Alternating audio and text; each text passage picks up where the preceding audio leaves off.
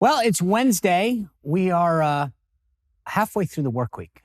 And we might be halfway through the work week, but we're not even halfway through what's going on in politics in Washington. This is like a political junkie's dream here. So much is happening on every front.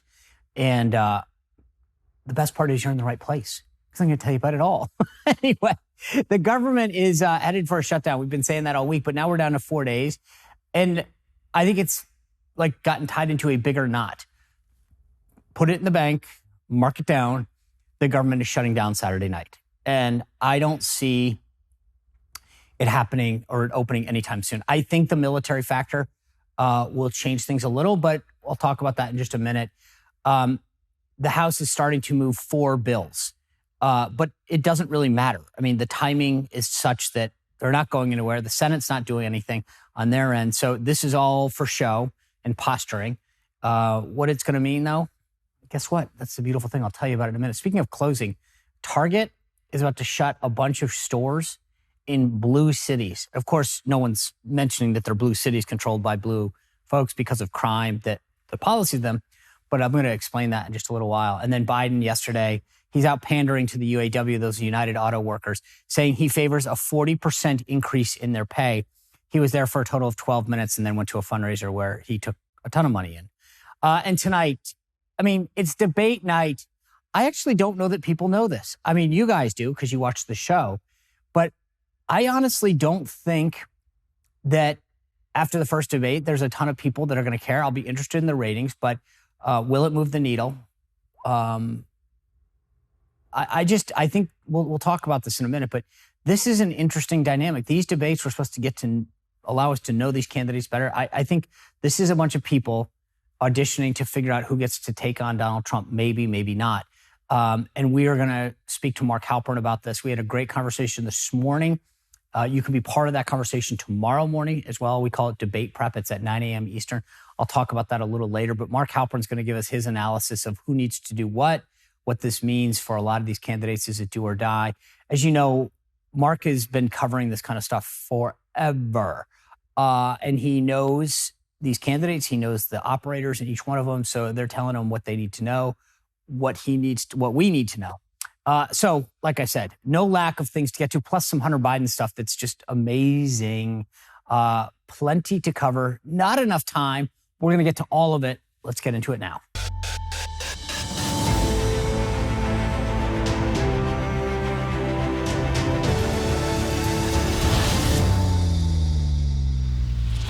All right. We have been talking about the government shutting down all week. And get used to it because it's going to shut down. Midnight on Saturday, it shuts down. Sunday, I don't think we'll feel it. Monday, who knows? But then I think the question is what happens. I've noted this before, but the military thing, the Homeland Security piece is something that's a little different about this time. McCarthy is literally throwing just a ton of mud at the wall, seeing what sticks. We're actually back to some of the options from a while ago. They're putting up 4 bills. They actually had this, a victory last night, if that's what you want to call it. They had the rule, which is very inside baseball talk, that has to pass before a bill gets considered. They passed the rule last night that'll allow these 4 bills to be considered. But make no mistake about it, the bills maybe pass, but they're not going anywhere in the Democratic-controlled Senate. Nada.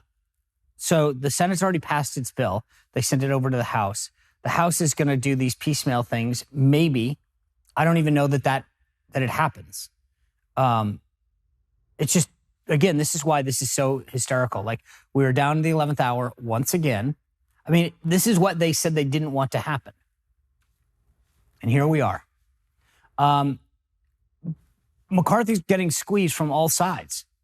Some of the more moderate Republicans are saying, we'll cut a deal with Democrats if we have to. And obviously, you've got people like Matt Gaetz and a couple others that are saying we'll vote for nothing if it doesn't do the following. And again, remember, none of this is it matters.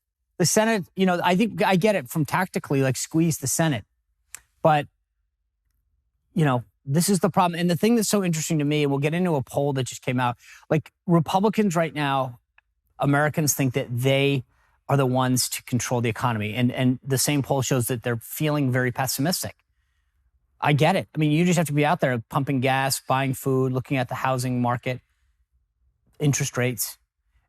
President Biden's trying to sell people that they should feel better on Bidenomics. And there's a poll out there that says 44% of Americans are worse off under Biden. And they're favoring Republicans. Republicans, it is literally right there. Grab the brass ring and take it. Instead, they can't get their act together. I mean, it is literally like scoring on yourself in a soccer game. You put the ball in your own goal.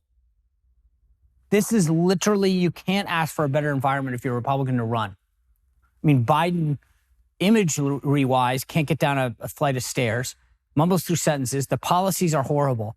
And Republicans are sitting there fighting with themselves about how to do the most basic things. I mean, you cannot believe this is happening. Meanwhile, President Biden went out to pander to the United Auto Workers that are on strike. He hung out with them for a total of 12 minutes. 12 minutes. And the news media last night, if you watched any of it, they were, oh my God, this is the first president to ever step on a picket line. Like somehow this is a guy who literally calls himself Union Joe. I don't know why this is a big deal. And he didn't do anything. The two things that are amazing is he stood there for 12 minutes on his way to a fundraiser in California. Yay, you guys, man, if you don't realize how pathetically you are being used as pawns, then you deserve to lose this.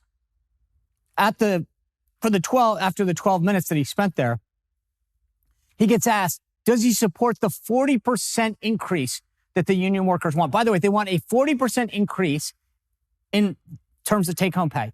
They also want to work 32 hours and get paid for a 40-hour week. Let's just be clear about what they're going for. When he was asked about this, Biden said, yes, I think they should be able to bargain for that. Now, when they get back on Air Force One, these senior White House aides scurry back to the press cabin, which is all the way in the back of the plane. There's 12 of them that travel with the president. And they ask him, let me pull this out so I get this right. They ask him, they call it a pool report, okay? Update on the POTUS quote in the pool report number 6 on whether UAW should get a 40% increase. 2 White House officials came to the press cabin of Air Force One and spoke off the record. One of the officials, then speaking on background, which means you can say it's a White House official, you just can't name them, insisted POTUS did not hear the specific question that was asked. Reporters challenged that because they were like, dude, we were right there. That's the lamest thing. He didn't hear the question. The official later came back again and speaking on background after reviewing the audio of the interaction, which clearly shows that he can hear it, conceded Biden did respond to the question, and this was his full quote. Yes, I think they should be able to bargain for that. Pool reporters listened to the TV audio of that and confirmed the accuracy of the quote. I mean, seriously, 40%. He agrees with that, just so we're clear. Now, the owners are like, this is going to be very difficult for this guy to bargain or do anything because he's now put himself in the middle of this stuff. 40%. So workers of the world, get ready. You get 40% if you demand. This is so unbelievable that he is pandering like this. He's not an arbiter trying to help them, whatever. He's just giving into their demands. And by the way, like I said before, this is insane because why? Because he at the same time is pushing the very policies that are going to get rid of their jobs. He supports moving to electric vehicles, which use less parts that are made in this country and by union workers. So you're literally like, yeah, I support your raise, even though your job's going to go away. So you won't have a job to get the 40% increase because my policies are killing the industry. Gotcha. Speaking of the Biden family, though, $260,000. I mean, this isn't even Bob Menendez money, but it's still real. In Chinese wires to Hunter Biden listed Joe Biden's home as the beneficiary address. Hunter allegedly received wires from inside Communist China for more than $250,000 in 2019 that listed Joe Biden's address in Delaware as the address for the beneficiary of the money. James Comer, as you guys know, he's the chairman of the House Oversight Committee. He obtained these records after subpoenaing them. But what again, we have no evidence, except a wire that lists Biden's address. At the very least, you should be able to ask why. Didn't Hunter Biden have an address he could use? Why, if he did, would he put Joe Biden's on there? I mean, who in their right mind? This is literally from the Bob Menendez camp. Are you dumb enough to put your dad, who's a vice president, who's going to be running for president, on the wire from Chinese governments? I mean, from Chinese companies? I mean, this is like Bob Menendez. Yeah, I kept the $500K in my coat for emergencies. What is going on that no one thinks this is insane? Oh, yeah, he just had to use an address. Does anyone have an address I can use? I'm getting $250,000 wired from China, from a bunch of government companies that are controlled by the Chinese, communist Chinese. Oh, yeah, use your dad. The absurdity is insane. All right, we have a lot more to go, but before we do, I want to tell you about some of the supplements that might help you with your health. Because a lot of people, as I've mentioned before, are working out, they're taking care of themselves, they're eating better. But the big question is, are you taking care of your liver? Because the latest data from American Heart Association indicates that there's a lot of adults, 100 million of us, that have a fatty liver, which doesn't sound great, but if you look at the numbers and do the math in terms of how many people are in the country, if 100 million Americans have a fatty liver, then maybe it's us or someone we know or a family member, but the odds are pretty good. And so the American Heart Association indicates that if you do have one of these, you're 3.5 times more likely to have heart failure than those without. So what does that mean? We should be taking care of it because we're throwing a ton at our liver. Cholesterol, alcohol, toxins, statins, cigarette smoke, all that stuff that's getting processed through the liver. In fact, the liver is doing like 500 key things a day for us. So we want to help our liver. And if you think about weight gain and energy loss, all that is a result of an unhealthy liver. So there's a solution. Liver Health Formula. It's an all-natural supplement, 12 clinically proven botanicals that help recharge and protect your liver. It's manufactured here in the U.S. 2 million people are already on it, and you can try it for free and get a bottle of omega-3s to help with your heart. Not bad, right? Go to getliverhelp.com/Spicer. Get your free bonus gift when you do that. Getliverhelp.com/Spicer. All right. There are days when you go, okay, that's a lot of political news. It can't get any crazier. And then you start to realize, oh no, this is the Biden administration. And I get a kick out of this all the time because during the Trump administration, it was always like, oh my God, all this chaos. There may not be chaos right now, but there's not a day that goes by that you're not reading about a wire for Hunter, this shutdown happening, the UAW issues. Look, now they're talking about Vegas workers going on strike. But then this story pops in Semaphore this morning. It says, Iranian influence operation reached top levels of Biden administration emails show. I'm going to read this to you. The U.S. official negotiating the nuclear deal professed loyalty to Iran in an email to the foreign minister. Now, remember, this is Semaphore, a bunch of dudes who worked at the New York Times. And all. This isn't some right-wing publication. And it says in the spring of 2014, senior Iranian foreign ministry officials initiated a quiet effort to bolster Tehran's image and positions on global security issues. Hey, they want to do a PR campaign. See, we're Iran. We're not that bad. Particularly its nuclear program by building ties with a network of influential overseas academics and researchers. They called it the Iran Experts Initiative. Oh man, that's genius. At least 3 of these people on the foreign ministry's list were or became top aides to Robert Malley, the Biden administration's special envoy to Iran, who was placed on leave in June following the suspension of his security clearance. What? This is the guy they're appointing to deal with Iran, and the people around him are on the buddy-buddy list. I mean, it's more than like Facebook friends. These guys are like, hey, we love you, Iran. What is, do you think that same guy, remember the deal we made was last week, 5 or 6 for 6, and then we'll unleash $6 billion in tied up months because we're going to trust them to do nice things for their people. It has to be used for humanitarian purposes. And, Iran, they gave us a pinky promise that would happen. As I said, I can't believe that this stuff over and over again happens. And we we sit back and go, like, there's no shock and awe. If one of these things had happened during the Trump administration, we'd be going nuts. I can't believe it. Anyway, there was news this morning or last night, and then it came in this morning about 9 Target stores closing. Now, why is that a big deal? Well, it's a big deal because you were never going to guess where they're closing them. All in blue cities, Seattle, New York, San Francisco. They don't put that in the news. They don't, and they're all leaving because of crime. I mean, we literally, if you're on social media, you've seen these imageries of just people coming up, bashing the window, grabbing all the stuff, or not even bashing it. They're walking in and walking out with anything they want. When I was in Milwaukee, I went in, I think it's a Walgreens. There was a Walgreens right where we were filming, and I wanted to get some bottled water and some other stuff to bring back to the hotel. I walk in, everything is behind plexiglass. You've all seen this. When you walk into a CVS, a Walgreens, whatever, and like the most basic things. If you want, first of all, what a pain, right? You have to find somebody. Could I please have a small little whatever, bottle of water, deodorant, soap, shampoo, the most basic things. Like, that's what they're worried about. And I'm thinking to myself, what do they make off this stuff? Like 50 cents, maybe $1? And they have to lock everything down because theft is so rampant.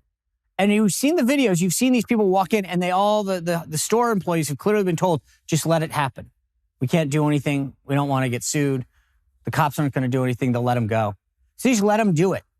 Well, Target is now closing 9 stores. There is a little bit of irony, isn't there? Target that tried to appease the far left with their tucked bathing suits and their displays, now having to cave because the left, which is defunding the police and allowing people who are criminals get away with it because I'm sure there's some systemic reason that it's okay. It's funny if it wasn't so sad. But the irony is, look at where they're closing them. As I said, San Francisco, Seattle, New York, all the places where the left controls. And it's funny, for a while it was all about, people aren't going downtown anymore. Because of COVID, they're working from home. And so, these downtown places. Washington, D.C., by the way, where we are right now, just reported the highest number of murders since, I think, in a couple decades. It's real. Walk down a city. Actually, don't. Walk down these places. They're not safe. I told you about that Dallas mayor yesterday who switched. The idea that if you're a mayor and you can't protect your citizens, that's the number one goal of any government. Any government, the number one thing is to take care and protect your people. If you're not safe, you have nothing else. You don't have to worry about your economic system or businesses thriving or house. If you literally can't keep people safe, it doesn't matter. Nada. And it blows my mind. But now they're starting to face the consequences. Think about the number of workers that can't go. Think of the number of people who can't go and get goods because there's no more Target, there's no more grocery store, there's no more retail. That affects people's lives. I don't think the left is going to do anything because it would have to admit that they were wrong. By the way, speaking of the economy and whatever, I mentioned this earlier, but there's a brand new NBC poll out that shows Republicans with a 21-point advantage on which party handles the economy better. 49% of registered voters picked Republicans and 28 picked Democrats, which is the largest lead that NBC has seen for either party since 1991. That's why I'm telling you, for so many reasons, Republicans have literally a gift. Just don't screw it up. And yet, no strategy, no message, no nothing. The border is a disaster. It's a national security threat. Same thing. I mean, I just don't understand how Republicans, on those two issues alone, say nothing else. The average, the big issue, suburban women, you don't think that those are the two things? I mean, if you could pick two things that would resonate, security and the economy. I've always said this, but elections come down to two things: safety and security and your well-being. But they are gut issues. They are visceral. Someone can't tell you the economy as well. That's what Biden's trying to do. Bidenomics is working for you. You don't need someone from the government to tell you it. You feel it. It's a gut feeling. Do you feel you're saving more money? Can you go out to dinner? Are you putting something away for your kids? I don't need the government to tell me about a statistic. Same thing with safety. If I feel like I can walk down the street, when I walk down the street in DC, I don't feel safe. I don't care what the statistics are. The statistics bear it out, by the way. But I don't need them to tell me I feel safe or unsafe. I know it. Do I feel like I'm okay getting to the car, or am I rushing? Do I feel like I can walk down the street? So we see it. And that's all Republicans need to do is capitalize. And they're blowing it. It's amazing to me. It's like the ball is on the tee, just hit it. And obviously the other thing that I want to get to, and I'm going to talk to you about in just a minute, we've got Mark Halperin coming in, is this debate tonight. And actually, I'll be interested in what the issues that come up tonight. Will they talk about crime? Will they talk about a border? I think both come up. Even though it's supposed to tilt a little more on foreign policy, I don't think they can help it. But we're going to break down that entire debate with Mark Halprin coming up. But before I do that, I want to tell you a little bit about the wellness company. We've talked about this before. The wellness company was formed by a team of doctors, including Peter McCullough. Now, I've mentioned this before, but you remember Peter McCullough. He's out there during the pandemic when the government was saying, here's the only thing you can do with respect to COVID. He had a bunch of these treatments like hydroxychloroquine, ivermectin, that he was advocating for. And so he joined with this team of doctors. They founded the wellness company, which is committing to helping you take control of your health. And they've come up with this revolutionary new supplement called Spike Support Formula. Let me tell you why this matters. Spike Support Formula was designed out of necessity to find a combination of ingredients that could help to block and dissolve COVID spike protein, which is in your bloodstream. If you've had a bad bout of COVID, you know what I'm talking about. And there is something you can do about it to protect yourself. Thousands of people have reported taking it and having better mental clarity, reduced inflammation, increased energy levels. In other words, getting back to pre-COVID. So if you take Spike Support COVID to combat these spike proteins, you'll get back to that pre-COVID feeling. If you want to try this and get back to that feeling, go to twc.health/Spicer. twc.health/Spicer. Use code Spicer. You get 15% off checkout. That's twc.health instead of .com, .health/Spicer, and use code Spicer. You get 15% off. All right. I want to tee up our discussion about the debate tonight. Number one, will it move the needle? I don't think so. Who's going to be on stage? Everybody but Asa Hutchinson. Ron DeSantis in the number one spot. Then you got Ramaswamy, Haley, Pence, Christie, Tim Scott. And Doug Burgum, the North Dakota governor, made it. Barely. But I think this is the last one we see. I don't know. The guy's got so much money. Who knows? But I want to talk about this and break down the candidates, what they have to do to maybe move the needle, to make an impression, to stand out. With Mark Halperin, he's a longtime journalist who has covered multiple presidential campaigns on both sides. He knows what works, what doesn't. He is probably the best sourced person that I know when it comes to this. And I've come across a lot of journalism. He is the head of Worldwide News. It's a concierge service that he runs. You can go to walkingduck.com/Mark to sign up. But he brings insights that no one else has. And it's funny, if you look at the coverage of his publication, it always talks about all of these really influential people who read it because everybody talks to him on both sides of the aisle. So I want to bring in Mark to talk about what we are going to see tonight and who needs to do what. Mark, good to see you. Especially, we had a great discussion this morning. I want to remind folks, if you didn't, go check us out tomorrow. Look at Mark's service, as I mentioned, walkingduck.com/Mark. Go to my locals or go to YouTube. You can watch this 9 a.m. tomorrow morning, our conversation to break down what we think people didn't do. But until then, let's do a little pregame here. I want to just run down the candidates, if you will, maybe 10, 20 seconds on each, what you think they have to do. I want to start with the one guy who's not on the stage, Asa Hutchinson. Is he done? He's probably done. I don't think he'll make the next threshold. He does have a stunt in mind going to Michigan to try to get in the face of Donald Trump. I doubt he'll get much coverage. He's always difficult to see a path for him to even get traction. And I think it may be the last gasp of his campaign to go to Michigan tonight. Okay, Doug Burgum spent big. The former North Dakota, the current North Dakota governor. He spent a ton of money. He got the ads and he got that one poll he needed. Can he get to 4%? I mean, A, what does he need to do tonight? And can he keep spending his way to the next debate, which is 4%? It's possible. I mean, it's just an algorithm, right? And he'll say, how big a check do I need to write to get to the polling level? And probably they can do it. And he might well spend it. He seems to be enjoying himself. I think they've probably maybe run too heavily on bio, not enough on sort of some breakthrough issues. But I think he's an appealing guy.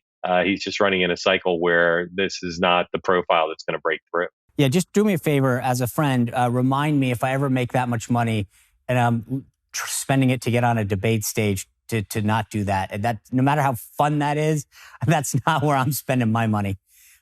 He's ambitious, and he's now more famous than he ever otherwise was going to be. So maybe he thinks it's money well spent. Yeah, I'll take the money and be unfamous. Let's go down to Chris Christie. He's kind of toggled lately to try to be more than just the anti-Trump candidate, talking about his record in New Jersey, talking about how he would govern. And he's becoming super explicit that this is just a New Hampshire play and nothing else, to try to get the people of New Hampshire on his side. I'll be curious to see if he gets baited into attacking other candidates on stage tonight, or whether he goes back to just, I'm the guy who can beat Trump, I'm the truth teller. But I think his brand has gotten a little bit spread out. And again, I'll be curious to see. Last time, he attacked Vivek. I'm not sure that's the path to nomination. So we'll see where he aims his fire tonight. Before I get to the next candidate, he made this analysis likening himself to Joe Biden last cycle in South Carolina, saying, I can win New Hampshire, slingshot forward. And he keeps saying, well, and then, Biden didn't even compete in a lot of the states that he won on Super Tuesday.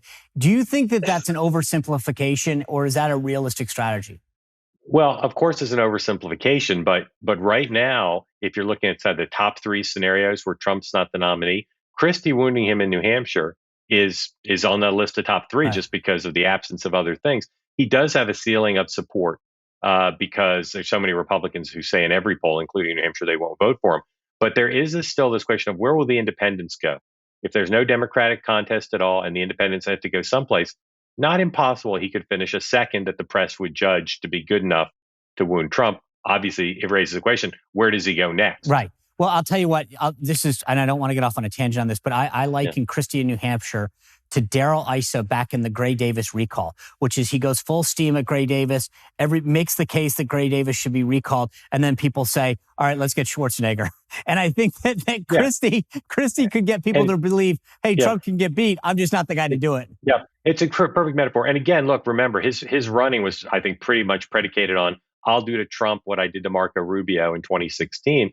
Trump not going to the debates hurts. I think Christie wants to stay in long enough so that he can get to the New Hampshire debate, presumably in December or January, and hope that getting on the stage with Trump produces that magic alchemy that he was counting on from the start. All right, let's move on to Mike Pence. I've been surprised at his poll numbers not going up. I thought in the debate, people talk about, Haley doing well. Some say DeSantis did well, Ramaswamy being at the center of attention. I thought Pence did very well. For him, he got out the message he wanted to get out. I think his earned media has been good. I think his team is extraordinarily good at leveraging what they have. But the poll numbers do not move. It's hard for me to see Mike Pence having a better performance tonight than he did in Milwaukee. And if that performance did nothing to raise his poll numbers, it's hard to know what the path is. But he's running a very lean and smart campaign. He's raising decent money. He has a super PAC. So I expect he's going to be Mike Pence tonight, and he's going to be Mike Pence going forward. And he could linger around here into March potentially. Tim Scott. Just, universal disappointment, including by his honest supporters, of how he did the first time. But he was Tim Scott.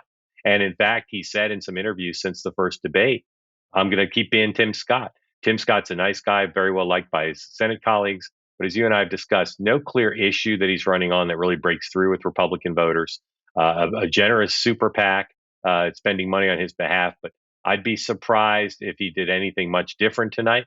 And I think part of the dynamic that well is when you don't perform in the first debate, the moderators in the second debate who want a good debate aren't necessarily going to be more inclined to go to you. So he'll have to fight for time tonight. I suspect he'll try, I'm not sure how successful it'll be. Nikki Haley. We're really watching her. Some people, are watching her more than anyone, and I think that's smart. There are a lot of donors out there who are now interested and Yeah. wondering, should she be where they bet if they want to stop Donald Trump? So can she be as strong or stronger than last time? I think she can. I think this format plays to her strength. I'm super curious in what she does, but I'm even more curious in what her rivals on the stage do. No one really, except for Ramaswamy, went engaged with her last time. Engaging the only woman on the stage is a little bit of a risk. But I'll be curious to see if she is strong and if the moderators kind of tee up conflict with her and others. How do the others handle her? And then, of course, how does she come back? If they come after her, what does she do to come back after them? And then lastly, I'm interested, what does she say about Donald Trump? I was surprised her remarks about Donald Trump from the first debate didn't get more attention. I'll be curious to see if she keeps up that really harsh critique of the first Trump term and of Donald Trump personally. I was impressed post-debate by the number of women who said to me, Republican women, who hadn't really given her a look, and said, I really liked how she handled the issue of abortion and life, how she handled the discussion of foreign policy. I mean, I don't know that that's a big enough voting block, especially in the early states, but Yep. I actually was impressed by the people who proactively commented to me that they may not have given her a serious look, but were impressed with how she handled herself. Yep. Can I linger on her for just a second? Is that okay? So I was talking to a very smart pollster last night as part of a session of my concierge coverage, and he made the point that in the NBC poll, Nikki Haley's performance head-to-head against Joe Biden in a hypothetical general election matchup was the strongest, but it was exactly the same as the matchup with an unnamed Republican. Just would you vote for Biden or the Republican? 5-point advantage, and the voting groups were all identical. There was no Haley advantage with any group as to compared to a non-named Republican. I think she's got an opportunity now, as she gets better known, to rise up higher against some of the other Republicans, but she's going to have to avoid being, fighting back against attacks. And as she gets better known, she has to hope her poll numbers go up rather than down. A lot of her Republican rivals are predicting as she gets better known, her poll numbers will in fact go down. All right. Sorry to interrupt this great conversation about the debate, but I do want to tell you about the great work that Delta Rescue is doing. You know that I am an animal lover, that I have rescued a couple dogs. I'm actually on my third.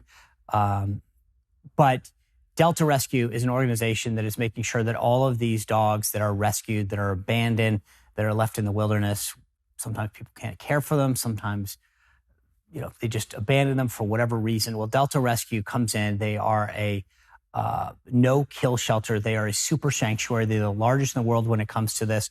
They make sure that no matter the issue, that all of these pets, dogs, cats, whatever, are taken care of. They're fed, they're given the veterinary care, they've got a place to play and be loved. And if you're a dog or cat lover, you know how important this is. So you don't have to worry about the shelter only having 30 days before they euthanize them or have to move them on. These guys take care of them for life, but they need our help. DeltaRescue.org will take any contribution, 5, 10, 15, 20, 100, $10,000. Bob Menendez, maybe you can contribute. They would love a bar of gold.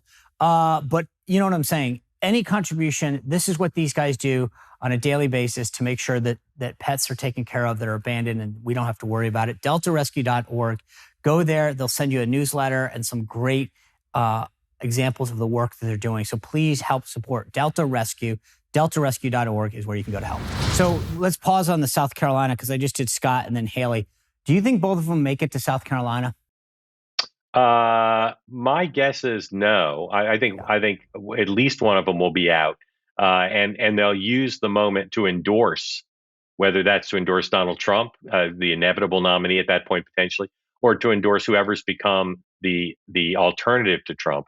My guess is one and maybe both of them don't make it there, and because better to use your leverage as the home state politician than to finish third, fourth, or fifth in your home state. Yeah, I agree with that. My view is Tim Scott's got more to lose as an incumbent senator. Nikki Haley at least is out of office, but Tim Scott as a current office holder getting shellacked in his own state would not bode well for his future. I mean, I would think about primarying the guy if I thought he was weak. I want to get to Ramaswamy before we get to obviously DeSantis, who will be in that pole position again. I was taken back, I think, the morning after the debate by the amount of not only online discussion, but when you turned on the morning shows, the Today Show, Good Morning America, they equally talked about Vivek Ramaswamy, meaning I thought, okay, he's kind of hit the stream. They've come together because normally you might get one or the other. And I'd seen it online for a lot of conservative influencers. But when both hit, I thought, okay, this guy's going to get a bump. He really hit, he defended Trump. And yet not so much. In fact, he actually might have taken a step back after initial sugar high. Yeah. So the press interest, I think, is primarily because of a TV term that you know well, whether someone pops on TV or not, right? You can't teach that. You can improve your TV skills, you can improve your communication skills, but some people pop and some people don't. That guy pops. When he's on camera, there's some energy about him that people find compelling. And you saw that you could have cut 40 different sound bites from the first debate of him on his own or interacting with his rivals in a way that pops. So you're going to get coverage for that. I think his problem is threefold in terms of having a higher ceiling than he appears to have either nationally or in Iowa or New Hampshire, South Carolina. One is he's appealing to the Trump voters. He talks about how great Trump is. So those people are for Trump. Second, I think his age is a problem for some voters. He's a young looking guy. He's young. And I think you just haven't seen the Republican Party historically in the modern era turn to somebody that young. And then lastly, I think he's a little glib, a little maybe smart alecky in a way that I know you talked about the people who spoke favorably about Haley. I heard from a lot of people of all ages who just thought he was a little bit too, again, kind of glib and smart alecky. Trump gets away with it because Trump gets away with stuff other people don't. There's no explaining that in any rational way.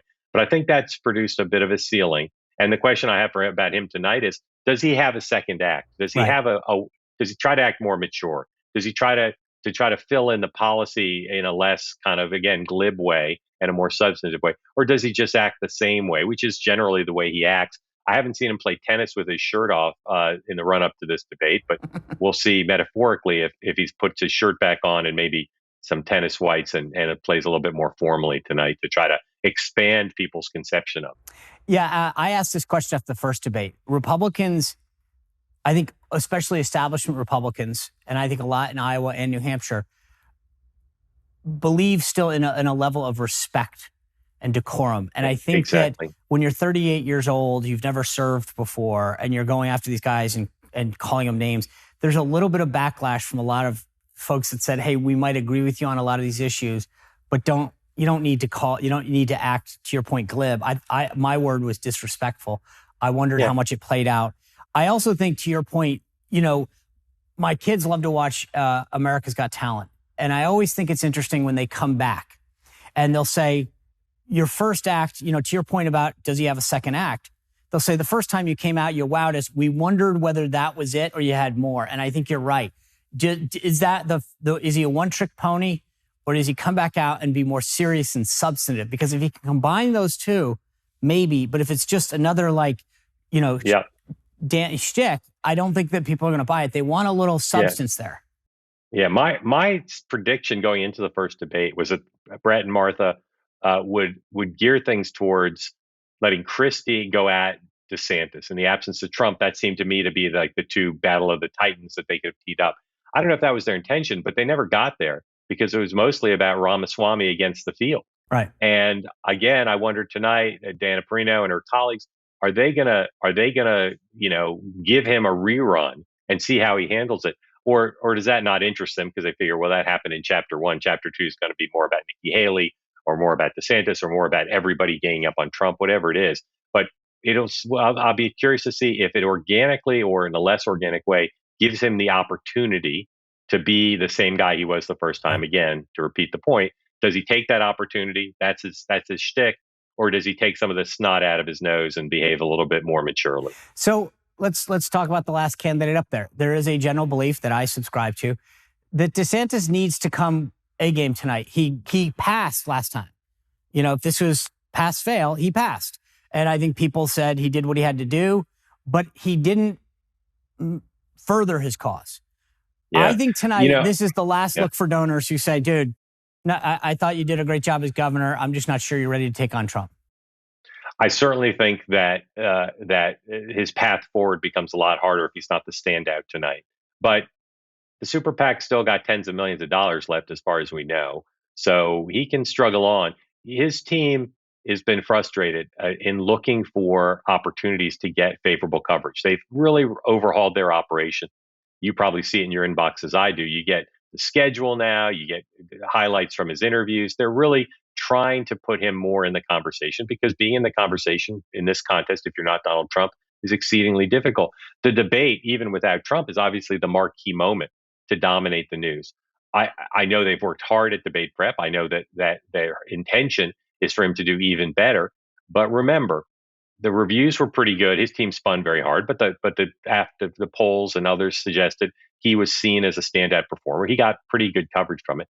Had no impact except maybe lowered his poll numbers in the states and nationally. So what does it mean to do well? There's only one metric right now. What's smothering his campaign, what's hurting his fundraising, what's hurting his press coverage is his poll numbers. Right. Can he perform so well tonight that it improves his poll numbers? It would defy his past practice. He's not that great a performer. Well, and this the gets weakness back to, of his candidacy. This gets back to what you said about Ramaswamy, right? The pop.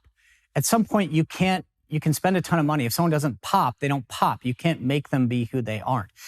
Speaking of popping, President Trump obviously not going again. I don't think we're going to see him at a debate anytime soon. He's going to be in Michigan talking to UAW workers. He got a ton of coverage with this Tucker Carlson counter-programming last time. Where do you think this counter-programming effort falls? I think they've got something up their sleeve. I know they've announced, he's going to give remarks to a group of a lot of retired auto workers. I think there's another, add-on event. Maybe it's just a stop at a restaurant, but they're not really being straightforward as we talk right now about what he plans. Look, I don't think Fox is going to cover him very much because they're focused on the debate. Right. I don't think CNN and MSNBC will because they don't like to give him any coverage. Newsmax will cover it. They'll be streamed online, but I'm not sure how much he's going to dominate the evening. There'll be more eyeballs on the debate, and then But do you think? Hold on, let me just real quick. Do you really? So yeah. I get apples and oranges, right? Twitter views are not the same as network views. Yeah. But what did he get? 250,000 views on a million views on Tucker. I get that that's not. But I'm just saying that's not bad to counter programming. No, it's not. And look, for the MAGA faithful, which again, to contrary to what the Democrats and the press might tell you, it's more than 50% of the party at this point, right? The MAGA faithful will hear it. They'll know he was there, and they'll like him taking on Joe Biden. There's Donald Trump's success on the national stage, though, has been predicated on dominating both the MAGA press, the red press, as well as what I call the dominant media. And so I don't know. You mentioned, I think, the Today Show before. I don't know that Today Show will care much about him in Detroit as compared to the debate, unless the debate is a snooze fest. But I thought there'd be more momentum of Trump versus Biden. Again, my fingertip feel about where we are is there's a little bit of momentum lost because it's not on the same day, and the debate is here, and there's other news in the world. So we'll see. But there's no doubt that he's going to get a lot of strong red press coverage. There's no doubt about that. Yeah. Before we go, I want to switch subjects for a second because you've been covering, everything for the last several decades. This Bob Menendez thing, senator from New Jersey, I think there's a lot of scandals that you can explain away or say, I want my day in court. It's hard to say there was a vest that had my name on it with the congressional seal where I stuffed $480,000 in cash, some gold bars that have the fingerprint. Allegedly, yeah. And say, but they're not allegedly because he admits that he had the cash. He says, I had it for emergency purposes. He admitted he had some cash. He didn't say how much. Okay, but he didn't deny the amount. I would have come out if that was me and said, this is, I never had that much cash. But he came out and he held a press conference, which he said, I held this for emergency purposes, which I have equally now gone out and I'm requesting $480,000 in cash in case of an emergency, like the lights go out. But where do you think this plays, just politically? Does he resign or not? I think I got about $150 here. Look, you look at Al Franken, who resigned under similar circumstances regarding colleagues. I'm thinking particularly about colleagues and home state politicians saying he needs to resign. Then you look at George Santos, who hasn't resigned, right? What separates them? A lot of times, if people are facing legal peril, paradoxically, they're less likely to resign. Franken wasn't under in criminal investigation or indictment. When you're facing legal peril, the thing of value that you hold that might help you in a plea bargain, that might help you as a platform to try to rally public opinion to your side, to trade on the advantages of incumbency, to build support in your state, is holding the office. And so the greater peril he feels from legally, the more likely he is, I think, to try to hold on. And of course, they can ratchet it up. They can have more senators call for his resignation. They can strip him of his committee assignments. They can kind of give him the cold shoulder. But I don't get the sense that there's much they can do at this point to force him to resign. If he decides maybe he can make a plea bargain and give up the seat, then I think he goes. But my sense from his body language and his past behavior, and from other examples like George Santos, is I don't think he's going anywhere, even if Schumer and the White House call for him to go. Not impossible he'd bend, but I don't think so. Mark Halperin, always love this. And again, look forward to seeing you tomorrow morning, 9 a.m. For some post-game analysis. Thank you. I'll be there. Thank you, Sean. All right. As you can see, today is why I love doing the show, and I appreciate all your support. By the way, if you can, go to Apple Podcasts. Go to Apple Podcasts or Spotify if you don't have an Apple phone, and just subscribe. That's super helpful to our success. Thank you for all your support. But this is great. I mean, all of these issues, and be able to break them down, especially with the debate, people like Mark, to break through all the clutter that you hear from people and say, oh, this person's going to be the nominee and this is what's going to happen. They're going to parachute it in. If you understand the rules and how the game is played and what matters, then you can dominate these conversations. We're better citizens. We're better activists. So I appreciate you you doing this. We'll have a big breakdown of that debate tomorrow, a really great panel discussion about how this thing played out and what's next, because that's what's going to matter. Especially as we head towards that third debate with the stakes getting raised. So please continue to support us, help us. We look forward to getting you back here tomorrow. By the way, if you want to watch that debate prep that Mark and I talked about, tomorrow morning, 9 a.m., you can watch it live on my YouTube channel. You can go to locals, seanspicer.locals.com, and sign up if you want to ask a question, be part of our VIP community. Thanks for tuning in. We'll see you right back here tomorrow on The Sean Spicer Show. Well, if you enjoyed this content, make sure to like this video, subscribe, and click the notification bell to get more.